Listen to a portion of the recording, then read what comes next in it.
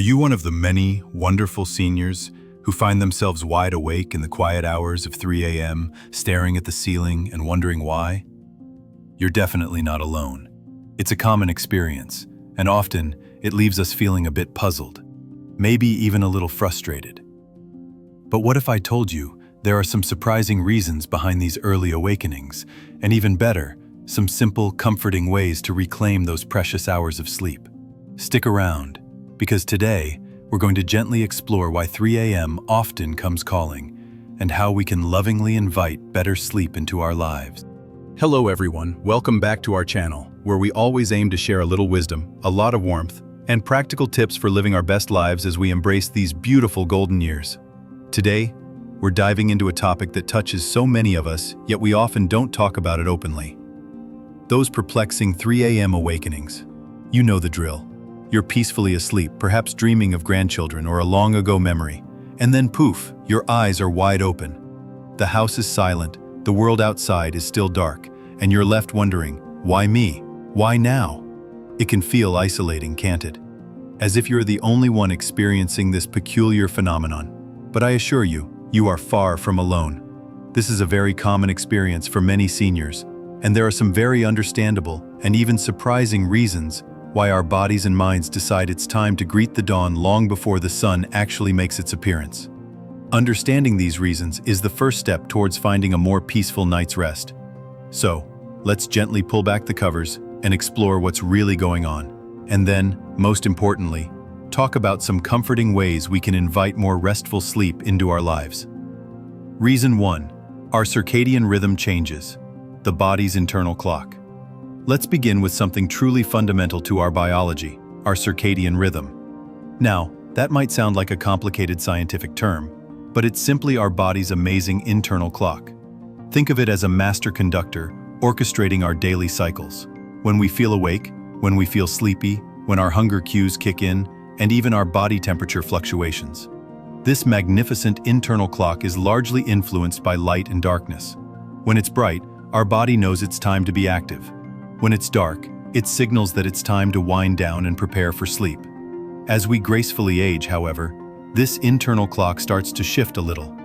It's not a malfunction, it's simply a natural evolution. Our bodies become a bit more sensitive to light and darkness. We might find ourselves naturally feeling sleepy earlier in the evening, perhaps around 8 or 9 p.m. And then, conversely, we might also find ourselves waking up earlier in the morning, perhaps around 4 or 5 a.m. Even if we went to bed at what felt like a reasonable time. This often manifests as that 3 a.m. awakening because our body's sleep drive, that natural urge to stay asleep, simply isn't as strong during those later hours of the night as it once was. Furthermore, the quality of our sleep often changes.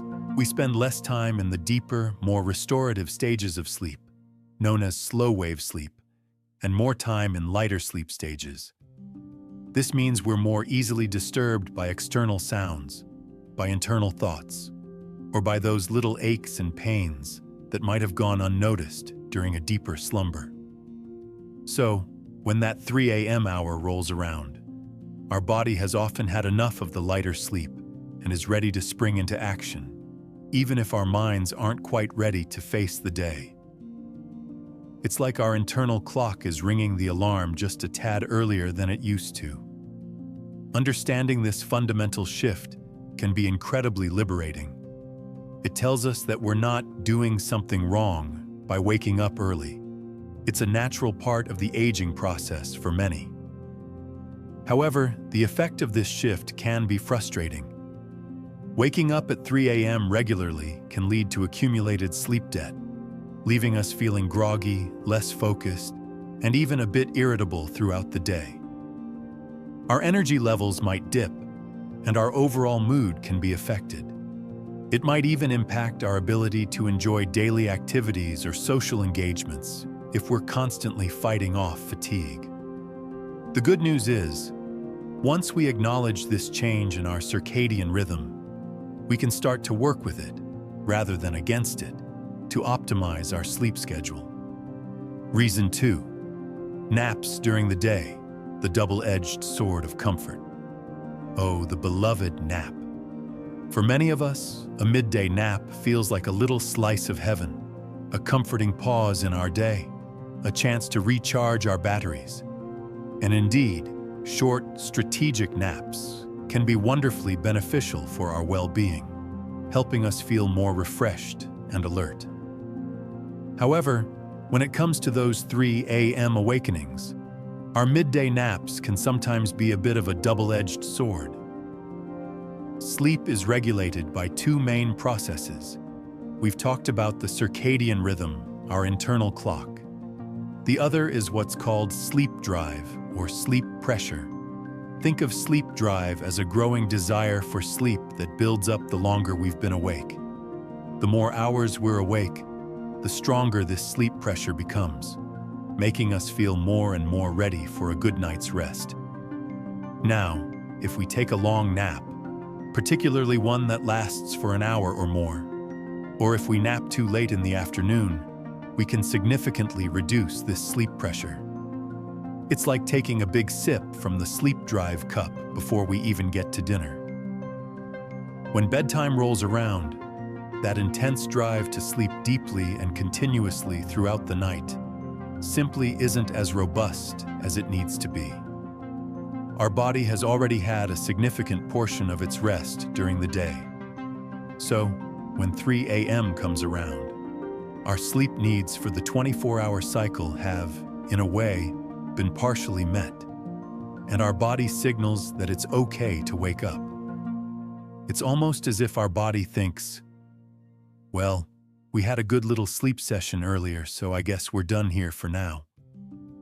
The effect of overnapping or napping at the wrong time is often a fragmented night's sleep.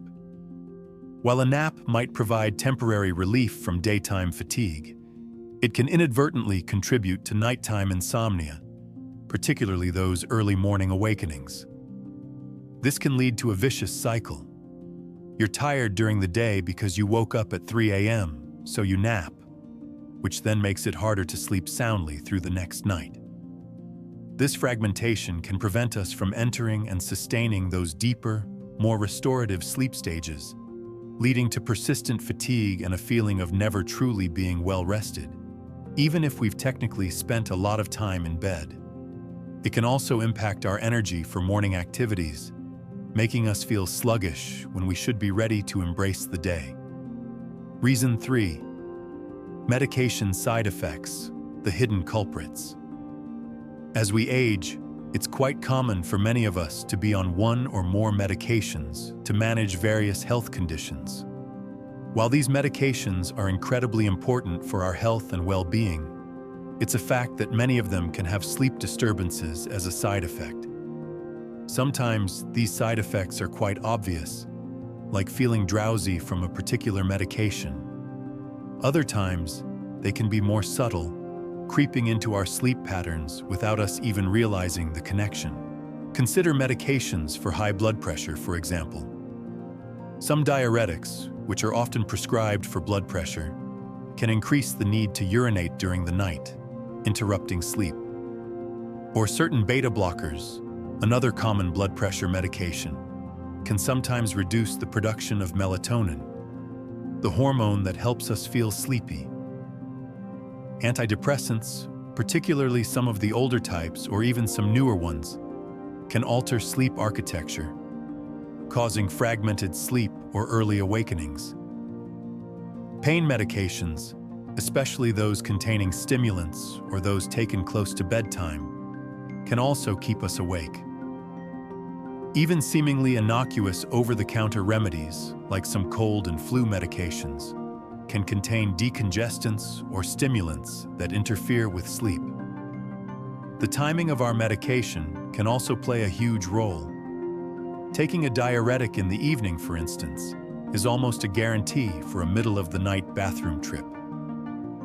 Similarly, some medications that are meant to be calming might have an activating effect on some individuals.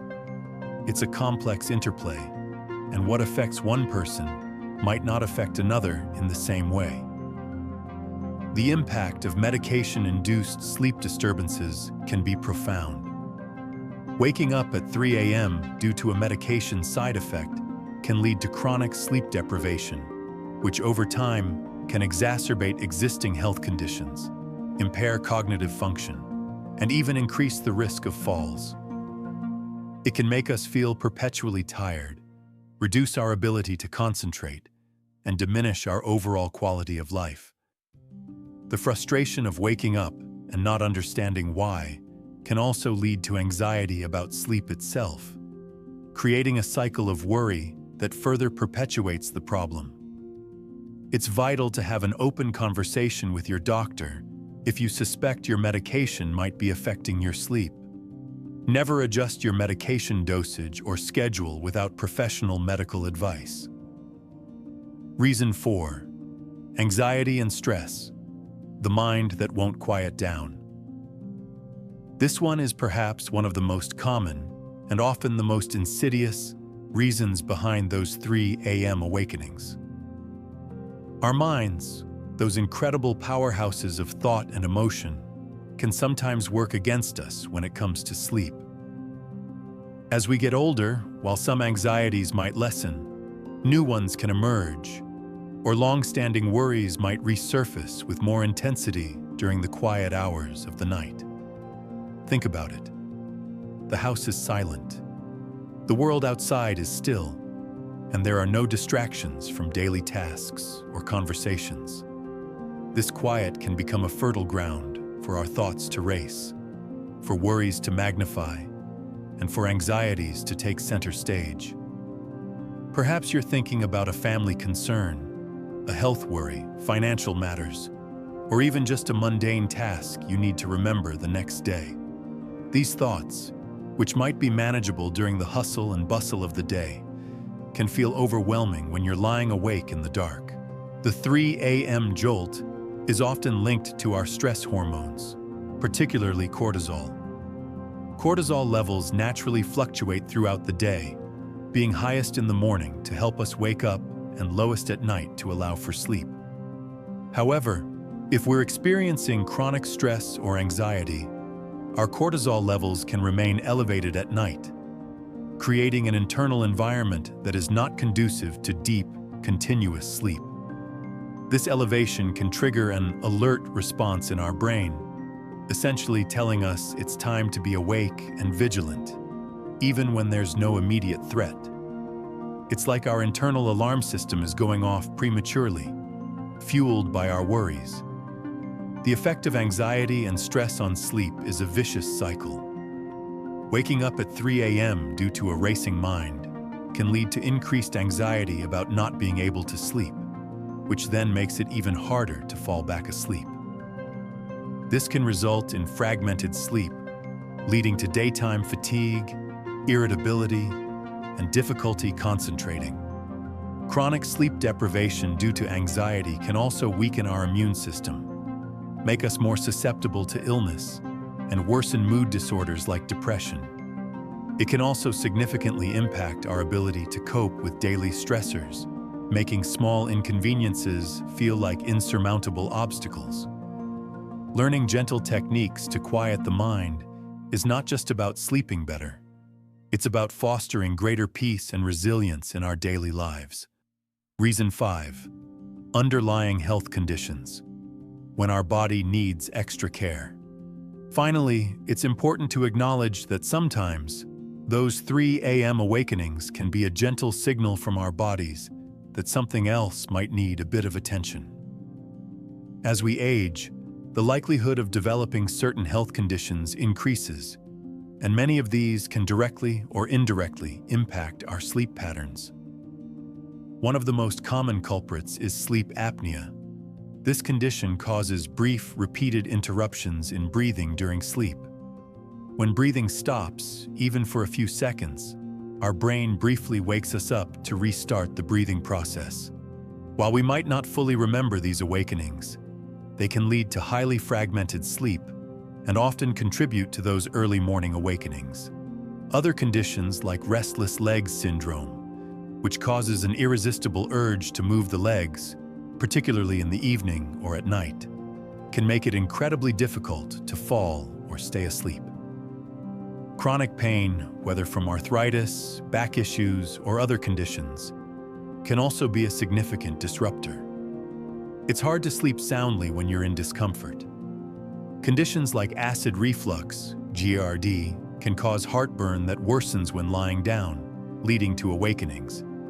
Even something like an overactive bladder or diabetes can lead to frequent trips to the bathroom during the night, breaking up sleep. More serious conditions like heart failure or chronic obstructive pulmonary disease, COPD, can cause shortness of breath, which can make it difficult to lie flat and sleep comfortably.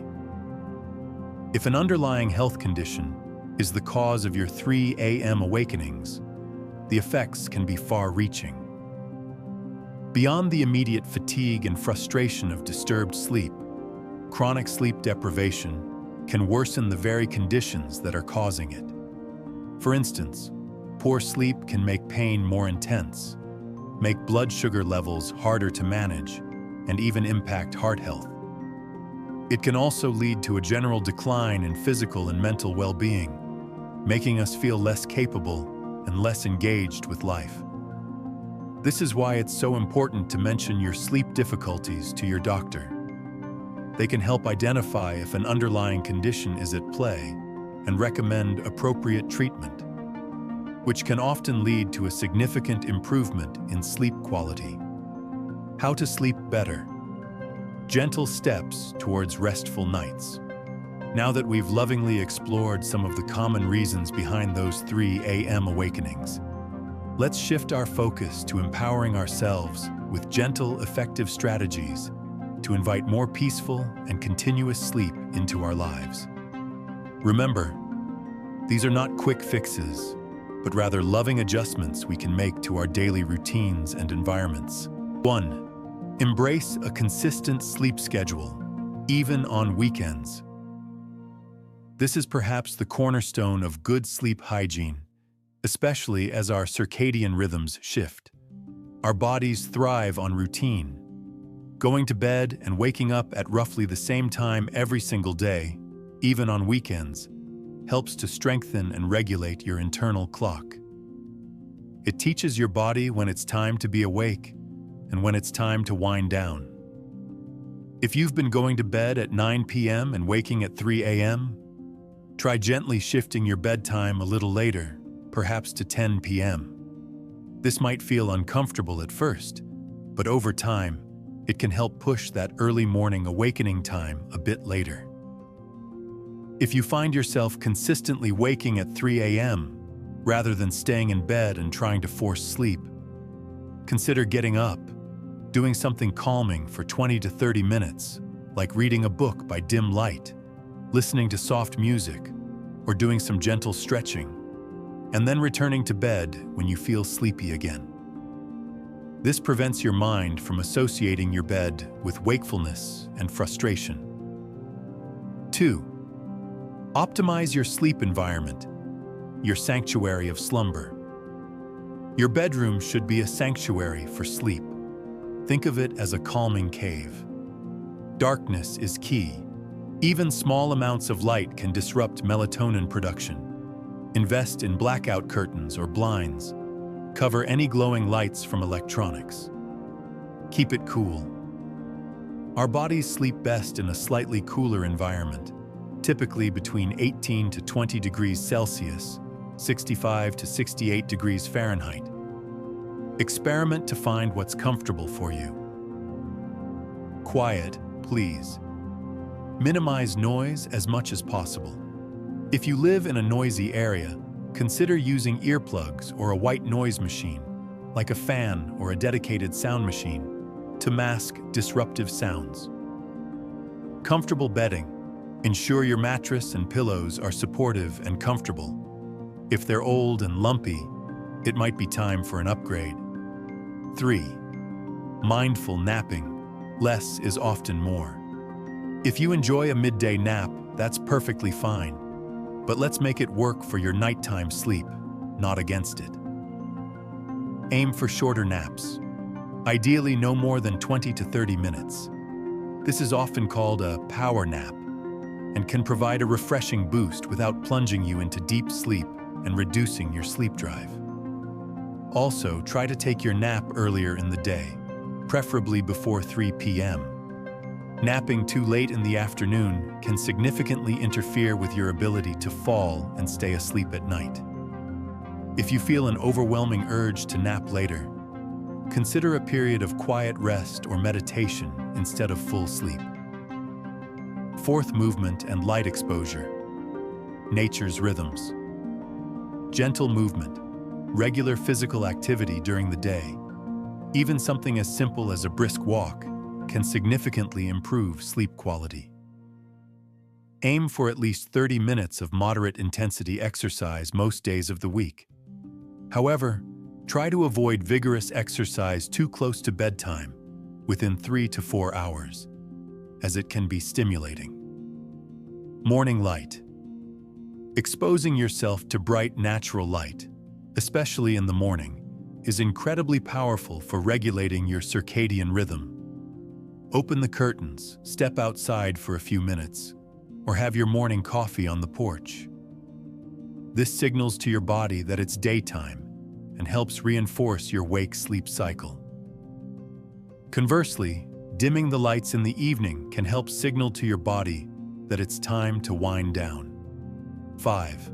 Cultivate a relaxing bedtime routine, the art of unwinding. Just as we had routines as children to prepare for sleep, re-establishing a gentle, calming routine before bed can work wonders. Warm bath or shower. A warm bath or shower about an hour or two before bed can help your body relax and signal that it's time for sleep. Reading or gentle music. Choose calming activities. Reading a physical book. Avoid backlit screens. Listening to soothing music or gentle stretching can help quiet your mind. Avoid stimulants. Limit caffeine and alcohol, especially in the afternoon and evening. Both can disrupt sleep.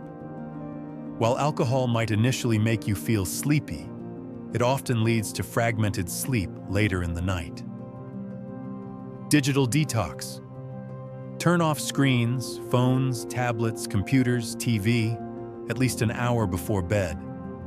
The blue light emitted from these devices can interfere with melatonin production. Journaling for worries. If anxiety is a major contributor to your awakenings, try journaling your worries down before bed. Write down anything that's on your mind. This can help empty your mind of those racing thoughts before you even get into bed. So, there you have it, dear friends. A gentle exploration of why those 3 a.m. awakenings can be such a common part of our senior years, and more importantly, some comforting and practical ways to invite more restful sleep into our lives. Remember, you are not alone in this experience. By understanding the subtle shifts in our bodies and minds as we age, and by implementing these loving strategies, we can truly empower ourselves to reclaim those precious hours of sleep. Sleep is not just about rest. It's about rejuvenation, about healing, about allowing our minds to process and our bodies to repair. It's a gift we can give ourselves every single night. So be kind to yourself, listen to your body, and don't be afraid to make small, consistent changes that can lead to big improvements in your sleep and your overall well-being. We're so glad you joined us today. If something touched your heart or sparked a new idea, share it in the comments. We'd really love to hear from you. Your words mean a lot to us and help keep this channel growing. If this video is helpful for you, please give it a like, share it with someone who might need it, and don't hesitate to subscribe. Thanks for watching, and we look forward to spending time with you again in the next video.